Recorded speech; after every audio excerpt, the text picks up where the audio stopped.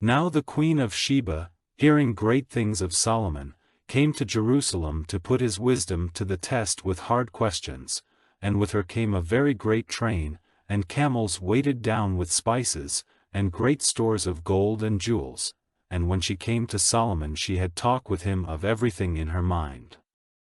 And Solomon gave her answers to all her questions, there was no secret which he did not make clear to her.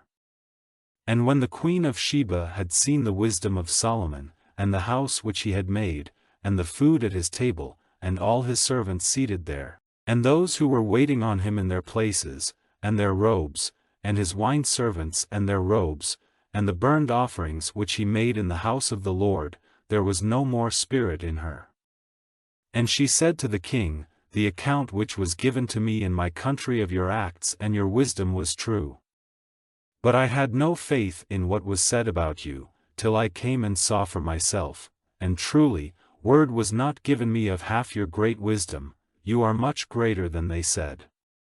Happy are your wives and happy these your servants whose place is ever before you, hearing your words of wisdom. Praise be to the Lord your God whose pleasure it was to put you on the seat of his kingdom to be king for the Lord your God, because, in his love for Israel, it was the purpose of your God to make them strong forever, he made you king over them, to be their judge in righteousness. And she gave the king 120 talents of gold, and a great store of spices and jewels. Never had such spices been seen as the queen of Sheba gave to Solomon. And the servants of Huram and the servants of Solomon, in addition to gold from Ophir, came back with sandalwood and jewels. And with the sandalwood the king made steps for the house of the Lord and for the king's house, and instruments of music for the makers of melody. Never before had such been seen in the land of Judah.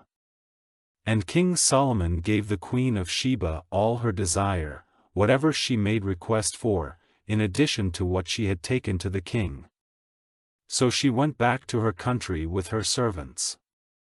Now the weight of gold which came to Solomon in 1 year was 666 talents, and in addition to what he got from traders of different sorts, all the kings of Arabia and the rulers of the country gave gold and silver to Solomon.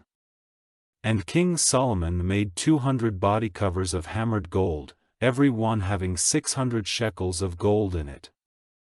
And he made 300 smaller body covers of hammered gold, using 300 shekels of gold for every cover, and the king put them in the house of the woods of Lebanon. Then the king made a great ivory seat, plated with the best gold. There were 6 steps up to it, and a footrest of gold fixed to it, and arms on the 2 sides of the seat, with 2 lions at the side of the arms. And 12 lions were placed on one side and on the other side on the 6 steps, there was nothing like it in any kingdom. All King Solomon's drinking vessels were of gold, and all the vessels of the house of the woods of Lebanon were of the best gold. No one gave a thought to silver in the days of Solomon. For the king had Tarshish ships sailing with the servants of Huram. Once every 3 years the Tarshish ships came back with gold and silver, ivory and monkeys and peacocks. And King Solomon was greater than all the kings of the earth in wealth and in wisdom. And all the kings of the earth came to see Solomon and to give ear to his wisdom, which God had put into his heart. And everyone took with him an offering, vessels of silver and vessels of gold, and robes, and coats of metal, and spices, and horses and beasts for transport, regularly year by year. Solomon had 4,000 buildings for his horses and his war carriages, and 12,000 horsemen whom he kept, some in the carriage towns and some with the king in Jerusalem. And he was ruler over all the kings from the river to the land of the Philistines, as far as the limit of Egypt. The king made silver as common as stones in Jerusalem and cedars like the sycamore trees of the lowlands in number. They got horses for Solomon from Egypt and from every land. Now the rest of the acts of Solomon, first and last, are they not recorded in the history of Nathan the prophet, and in the words of Ahijah the prophet of Shiloh, and in the visions of Iddo the seer about Jeroboam, the son of Nebat? Solomon was king over Israel in Jerusalem for 40 years. And Solomon went to rest with his fathers, and was put into the earth in the town of David his father, and Rehoboam his son became king in his place.